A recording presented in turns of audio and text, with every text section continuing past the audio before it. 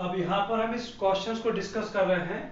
There are three charges, each of small q are located at three corners of equilateral triangle, whose sides are small l. Another charge, capital Q, is located at their centroid, and we have to determine the net force acting on charge capital Q at centroid. It is the question of your NCERT book, example 1.6. Clear? So first I draw the diagram. How many force are acting on it? Look at here. Q will repel this capital Q charge. What will be the direction of force? That is F. जिस पर force लगता है उस point को हम पहले लिखेंगे और जिस पॉइंट से फोर्स आ रहा है उसको हम बाद में लिखेंगे. इस assumptions को मैंने फॉलो किया है. Similarly, this small q will also repel. That will be the direction FOB. Charge q will also apply force. Their direction is FOC. Clear? So there are three forces are acting in three different directions. We draw the diagram. Now what information initially we had? Now we are writing. Look at the answer. Length OA equal to OC equal to OB. All three length will be same. I am not here taking the bother. I am not here taking the value of OA, OB और OC. जरूरत नहीं पड़ेगी. इसीलिए जो information की मुझे जरूरत है सिर्फ मैं उसको वही यूज करूंगा. अननेसेसरी कैलकुलेशन मैं नहीं करने वाला हूं. तो what I write, OA equal to OB equal to OC. तीनों डिस्टेंस बराबर होंगी. अब देखिए स्मॉल q इस कैपिटल Q पर फोर्स लगाएगा, वैल्यू क्या होगी, small q into capital Q upon that distance. Similarly small q into capital Q upon that distance, small q into capital Q upon that distance. मतलब तीनों force भी कैसे आ रहे हैं बेटा, सेम आ रहे हैं. तो I write FOA equal to FOB equal to FOC. बच्चे ये स्टेटमेंट इस तरीके से जल्दबाजी में लिख देते हैं और ये आपके नंबर कट जाते हैं बोर्ड एग्जाम में. देखिए equal sign indicate that both force are equal in magnitude and equal and same in direction, but these force are having same magnitude but different direction. So we have to write here that magnitude of all three force are same, and I am just giving the common name F for example. I am drawing the diagram of that direction of force. Look at here, that point O, three force are acting, FOA, FOB, FOC. Clear? Now angle between the force will be 120 degree, 120 degree, 120 degree. Clear है? Now look at the answer. कैसे हम इसको solve करते हैं. अब मैंने लिखा है, मैंने इन दोनों फोर्स की पेयरिंग की, FOC, FOB. मैंने लिखा FOC making angle 120 degree with FOB, पहला स्टेटमेंट. फिर मैंने लिखा FOC और FOB आपस में मैग्नीट्यूड के बराबर है. मैंने यहाँ पर वेक्टर का सिंबल नहीं लगाया. It means we are considering their magnitude only and their common name is supposed to be what, capital F.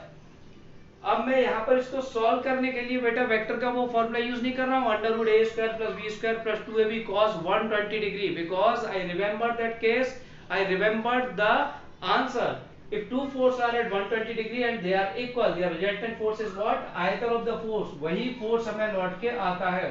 तो अगर दो force कैपिटल F है 120 डिग्री पे है तो इनका नेट फोर्स कितना आएगा, कैपिटल F. चलिए भाई नेट फोर्स कैपिटल F आता है. देखिए ये मैंने डायग्राम में ऐसा लिख दिया, that is F net FN, और ये कितना आ रहा है F. ये लाइन आप जरूर लिख के आइए, Fn equal to FOC plus FOB, because it is indicating we are just considering these two force and doing their vector addition, and that is their result.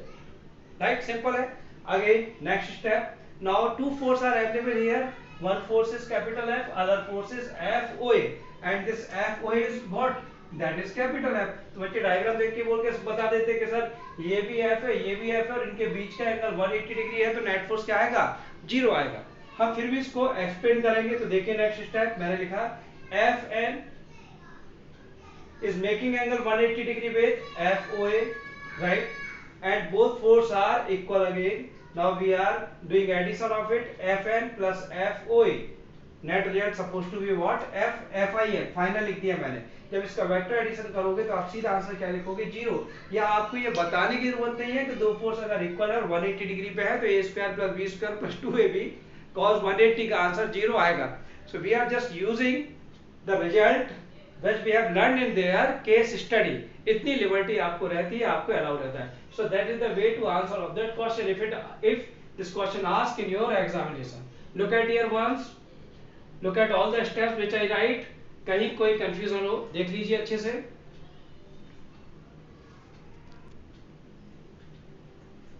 Look at another problem. There are four charge each of small q which we have located at four corner of a square and their sides supposed to be what? Small. Here we have to determine the net force acting on a small q at their center. It's a very simple question. I am not going to deal that question in detail. A small q will apply force of repulsion in this direction, right? Similarly, this force will apply the force in this direction. This charge will apply force in this direction and this charge will apply the force in this direction. For our convenience, here we are naming the sides A, B, C, D. Okay. A will apply force on Q, that will be F O A. C will apply force, that will be F O C. Small q apply force, repulsion force, that F O D, and B will apply force, that will F O B. Clear? And how to write the answer of this question? देखिए कितना ऐसी question है, मैं सबसे पहले ऐसा लिखूंगा F O A, F O B, F O C and F O D. ये सारे फोर्स आपस में कैसे हैं बेटा? सभी फोर्स का मैग्नीट्यूड कैसा है? सेम है, देख लीजिए। क्लियर? अब मैं इसमें दो स्टेप और लिखूंगा, मैं लिखूंगा because FOA making angle 180 degree with FOC, clear, and FOB making angle 180 degree with FOD. So what is our F net? लिखने का तरीका देखिए, FOA plus FOB plus FOC plus FOD, सब पर वेक्टर एडिशन का साइन लगा दीजिए। यहाँ मैंने सिर्फ स्टेटमेंट लिखा है, two forces are equal and opposite. देखिए magnitude of all force are same, similar है। ये distance OA, OB, OC, OD सभी सेम होगी, लगने वाले फोर्स का मल्टीप्लिकेशन भी कैसा है? सेम है। तो ये ऑल फोर्सेस आर सेम, चारों फोर्स हमारे सेम है।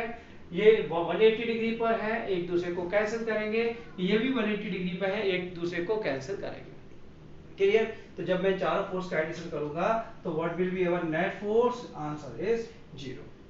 ठीक, अब मुझे क्वेश्चन का आंसर दो। अगर मैं इस चार्ज को माइनस कर देता, इसको भी माइनस कर देता, तो क्या आंसर पर कोई फर्क पड़ता? तो आपका आंसर होता सर आंसर पर कोई फर्क नहीं पड़ेगा, नेट फोर्स अभी भी 0 आएगा, बस यहां पर मैं थोड़ा सा चेंज किए देता हूं। Now charge minus q at point B will attract it, so what will be their direction? From O to B. Similarly minus q now attract small q, so what will be the direction of F O D? Again all force are equal and opposite and cancel each other. Clear? तो दोनों ही case में आपको answer कैसा मिलेगा? Same मिलेगा। ठीक है?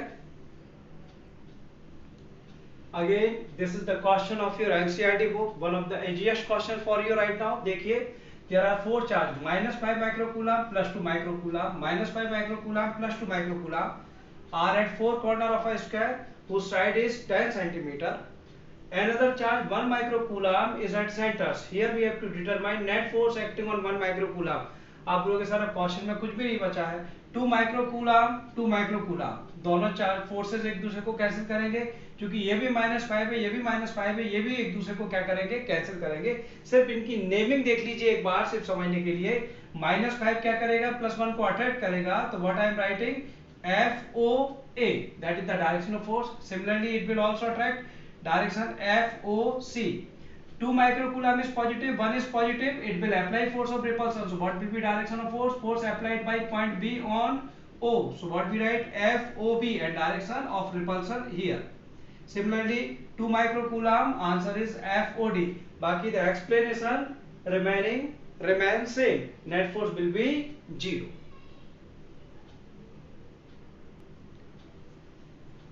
आइए अब एक और प्रॉब्लम देखते हैं। Again it is equilateral triangle of side small d, right? Three charges are placed at their three corner, small q, small q, small q. Clear? Here we have to determine the net force acting on charge small q at point C. तो सबसे पहला काम क्या होता है हमारा? हम ये देखते हैं कि इस पर फोर्स कौन कौन अप्लाई करेगा। तो जो स्मॉल क्यू इस पॉइंट सी पर कॉर्नर पर रखा है, स्मॉल क्यू ये वाला चार्ज इस पर क्या लगाएगा बेटा, फोर्स ऑफ रिपल्सन। तो ये मेरा डायरेक्शन है। फोर्स किस पर लग रहा है, सी पॉइंट पर। दूसरा फोर्स लगा रहा है वो कहाँ है, ए पॉइंट पर, एफ सी है। सिमिलरली ये वाला चार्ज भी इस पर फोर्स लगाएगा, ये रहा इस फोर्स का डायरेक्शन, मैंने लिखा एफ सी बी। अब देखिए क्योंकि इक्विलैटरल ट्रायंगल है, ये एंगल कितना आएगा, 60 डिग्री, तो ये एंगल भी कितना आएगा बेटा, 60 डिग्री। अब आपके सामने दो फोर्स अवेलेबल है जिनके बीच में लगने वाला नेट फोर्स कितना है, 60 डिग्री है। देखिए अब मैं इसको सॉल्व कर रहा हूं, F C A equal to F C B, common नाम दे दूं मैं एफ, और इसकी वैल्यू कितनी आएगी, 1/4 pi epsilon naught Q square upon what, D square. देख लीजिए Q into Q square upon D square, same इसके लिए भी आएगा। मैंने लिखा दोनों चार्ज कैसे हैं, सेम है, सॉरी दोनों फोर्स कैसे हैं, सेम है। कॉमन नाम दे दिया मैंने F और लिख दिया that value is 1/4 pi epsilon naught Q square upon D square. अब तरीका क्या है देखिए, अब मुझे रिजल्टेंट फोर्स निकालना है, तो चलिए मैंने इसका नाम लिख दिया FR, रिजल्टेंट मान लिया। और मुझे किस किस का वेक्टर एडिशन करना है, FCA प्लस FCB। ये स्टेटमेंट हमेशा आपको लिखना है, क्योंकि जब तक ये स्टेटमेंट आप नहीं लिखोगे हमें नहीं पता लगेगा कि हमने किन दो फोर्स का पेयर बना के इस पर हम वेक्टर एडिशन अप्लाई कर रहे हैं। क्लियर, तो F R equal to F C A plus F C B. Formula क्या अवेलेबल है हमारे पास, देखिए F R equal to A square plus B square plus 2ab cos theta. F C F C B both are same and common name suppose to be what, F, तो मैं क्या लिखूंगा, F square plus F square plus twice F into F cos 60। एक step में और बढ़ा देता हूं, देख लीजिए F square plus F square कितना हो जाएगा, 2f square plus 2f into F कितना हो जाएगा, 2f स्क्वायर, cos 60 कितना होता है 1/2, 2 से 2 cancel, 2f square plus f square, देखते हैं ना बेटा 3f स्क्वायर, और फाइनल आंसर कितना आ जाएगा, what is F R, F R equal to f√3। मैंने पहले भी बोला है कि आप वीडियो पॉज करके देख लेना स्टेप्स। cos 60 1/2 रखा है, 2 से 2 cancel, f square plus f square 2f square, 2f into f 2f square था, 2f square plus f square कितना हो गया, 3f स्क्वायर, f बाहर आ जाएगा, आंसर इज f√3। अब क्या बच्चे कॉमन मिस्टेक करते, वो क्या करते, जब इस f की वैल्यू रखते तो क्या लिखते, 1/4 pi epsilon naught q square upon d square, 1/4 pi epsilon naught q square upon d square. Why are you making so lengthy, मैंने कॉमन नाम दे दिया f रख के मैं पूरा सॉल्व करूंगा, उसके बाद जो f की वैल्यू आएगी उसको उठा के मैं यहाँ पर रख दूंगा। तो देखिए लिखने का तरीका, f√3 आया तो मैंने क्या लिख दिया, answer is 1/4 pi epsilon naught q square upon d square, that is the value of f and √3। देख लीजिए हम लोग पहुंच गए आंसर तक। अब हमें एक कंडीशन और सीखने को मिल गई, अगर दो चार्ज इक्वल और 60 डिग्री पे हैं तो नेट चार्ज कितना आएगा, f√3, और एंगल कितना आएगा इसका देख लीजिए, इट्स एंगल इज 30 डिग्री। हम इसे डायरेक्ट यूज करते हैं, हमें हर बार इसको एक्सप्लेन करने की जरूरत नहीं पड़ती है। So that is our FR and that angle is 30 degree. Dear student, ये जो क्वेश्चन है आपके बोर्ड एग्जाम में प्रीवियस ईयर में आया हुआ क्वेश्चन है, और क्वेश्चन ये नहीं आया था, पूरा कंप्लीट कर रहा हूं मैं क्वेश्चन, ध्यान से देखना। मैं इसीलिए बोलता हूं कि अगर आपने एनसीईआरटी बुक को अच्छे से पढ़ लिया है, समझ के पढ़ लिया है, कंसेप्ट आपके क्लियर है, तो हर एक कॉम्पिटिटिव एग्जाम की आपकी तैयारी 70% से ऊपर हो चुकी है। सिर्फ अब आपको 30% और number of varieties of questions को सॉल्व करने की जरूरत है, जिससे आपकी प्रोफिशिएंसी बढ़ जाए और स्पीड बढ़ जाए, एंड नथिंग। तो अब देखिए क्वेश्चन क्या आया था, if net force on Q at point C is 0, इस चार्ज पर जो सी पॉइंट पर रखा है, अगर इस पर लगने वाला नेट फोर्स 0 है, find magnitude and nature of charge capital Q at point D. तो देखिए मैंने पहले इसलिए मेंशन नहीं किया जिससे मैं आपको शो कर पाऊं, इस डी पॉइंट पर अगर कोई चार्ज क्यू रखा है और इस पर लगने वाला नेट फोर्स 0 है, तो पूछा इस चार्ज की वैल्यू क्या होगी और इस चार्ज का मैग्नीट्यूड क्या होगा। तो मुझे पहले तो एक क्वेश्चन का आंसर दो, इन दोनों चार्ज की वजह से, स्मॉल की इन दोनों चार्ज की वजह से रिजल्टेंट फोर्स कहां आ रहा है, एफ आर, वर्टिकली अपवर्ड। मतलब ये small Q charge net force कहाँ एक्सपीरियंस करेगा, ऊपर की तरफ, और मैं चाहता हूं कि इस पर लगने वाला नेट फोर्स कैसा हो, जीरो हो। तो इसका मतलब है जितना फोर्स ऊपर लग रहा है उतना ही फोर्स इस पर नीचे की तरफ लगना चाहिए। क्लियर? तो इन दोनों चार्ज का रिजल्टेंट फोर्स तो ऊपर आ गया। अब यहां पर एक चार्ज हो रखा है डी पॉइंट पर। अब मैं चाहूंगा कि ये चार्ज इसको क्या करे, स्मॉल क्यू को रिपल करे कि अट्रैक्ट। तो आंसर होगा सर अट्रैक्ट करे, तभी ये एफ आर जो इन दोनों का रिजल्टेंट फोर्स है इसको क्या करेगा, कैंसिल करेगा। तो आपसे पूछा गया है व्हाट इज द नेचर, तो हम सबसे पहले आंसर में एक लाइन तो लिख ही देंगे, क्या, small Q what must be negative by what nature. Clear? अब देखिए कैपिटल क्यू स्मॉल क्यू पर जो फोर्स लगाएगा वो कितना होगा, F, force acting at point C applied by D, F C D नाम दे दिया। मैं लिखूंगा 1 upon 4 pi epsilon naught Q into small Q upon that distance what, C D. ये डिस्टेंस हम निकाल सकते हैं पाइथागोरस को यूज करके। परपेंडिकुलर देख लीजिए, हाइपोटेनियस का स्क्वायर माइनस परपेंडिकुलर का स्क्वायर, ये कितना होगा, डी बाई टू। यहां मैंने सॉल्व कर दिया, देख लीजिए, D square minus D by two का स्क्वायर कितना हो जाएगा, डी स्क्वायर बाई 4। सॉल्व करने के बाद ये डिस्टेंस आ जाएगी √3/2 डी स्क्वायर। देख लीजिए सभी लोग,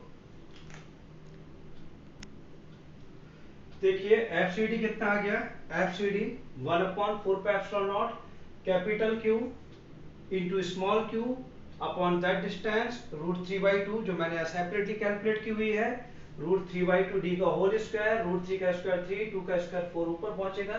ये इक्वेशंस मुझे नजर आएगी। So that is our FCD downward direction, FR is in upward direction. What is FR, हम पहले कैलकुलेट कर चुके हैं, 1/4πε0 Q square upon D square √3, that equation suppose to be 2।